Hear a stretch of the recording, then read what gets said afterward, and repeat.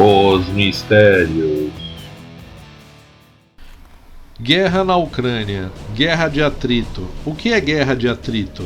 Vamos falar sobre um dos modelos de estratégia de que a Ucrânia vem utilizando na artilharia sem apoio aéreo aproximado.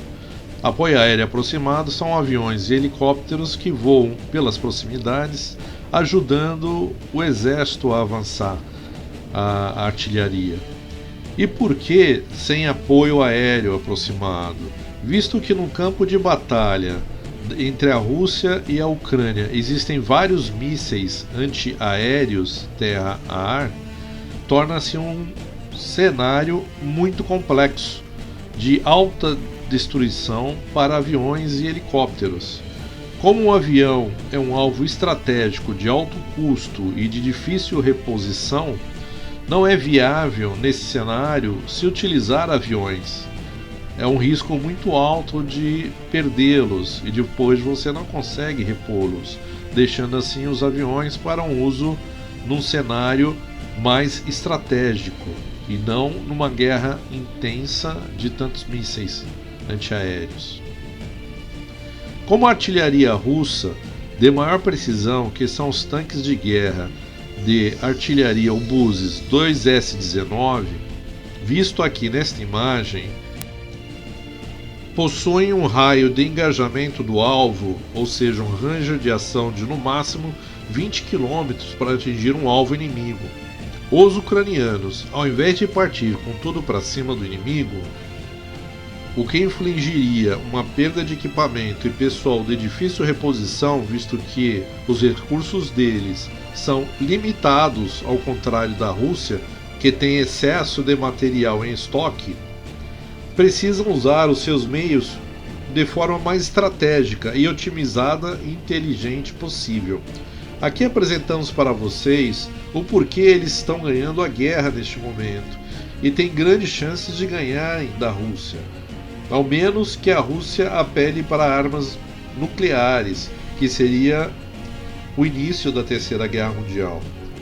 A artilharia ucraniana está usando o canhão obuseiro Caesar francês, como esse da imagem, que atinge alvos com precisão em até 46 km, e o obuseiro americano M777, que atinge alvos a até 40,1 km, como este da imagem, e pode usar munição inteligente, guiada. Agora vamos ver a animação da guerra estratégica da Ucrânia, chamada Guerra de Atrito.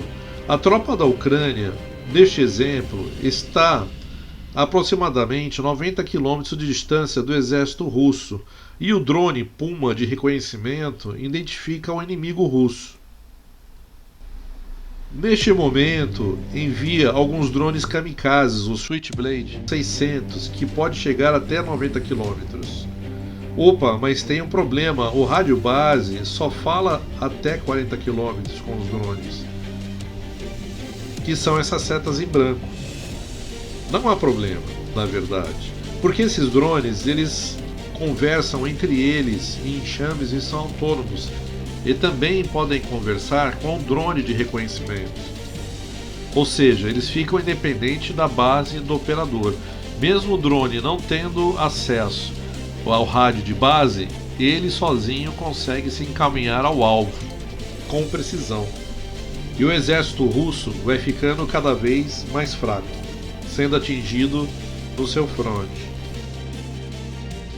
Agora, o exército ucraniano chegando a 60 km dos russos e avançando rapidamente. Acontecerá a mesma coisa, os russos são atacados e não conseguem se defender devido à distância. Agora, neste exemplo, estamos a 40 km e os russos ainda não conseguem se defender nem contra-atacar, diminuindo ainda mais as suas forças. As suas outras armas de alcance mais longo não têm precisão e as tropas ucranianas estão separadas em pequenos grupos, muito difícil de acertá-los.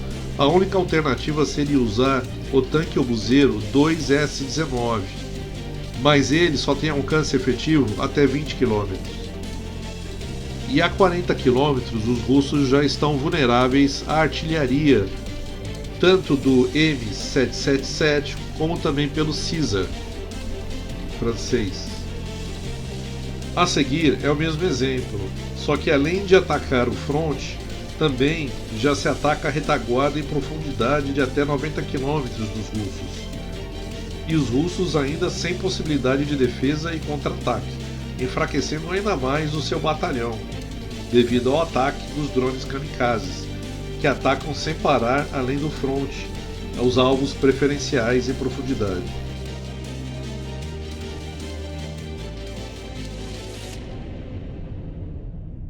Agora a 30 km, os russos remanescentes se aproximam do exército ucraniano, mas ainda sem possibilidade de defesa no contra-ataque, e ainda continuam sendo bombardeados incessantemente. Agora a 20 km, os russos já conseguem ver a vanguarda ucraniana e já conseguem atingi-los com seus ubuzeiros, mas o estrago em seu exército já é tão grande e o desânimo dos soldados já é tão grande que praticamente metade das forças já foram destruídas, que não resta muito o que fazer. E como não resta muito poder de fogo, eles têm poucas escolhas. A escolha seria ficar e morrer, abandonar os veículos e tentar se render o mais rápido possível, ou fugir para longe do fronte o mais rápido possível para as linhas russas. Obrigado por assistirem o vídeo, ajude o canal, se inscreva no canal e dê o seu joinha. Muito obrigado!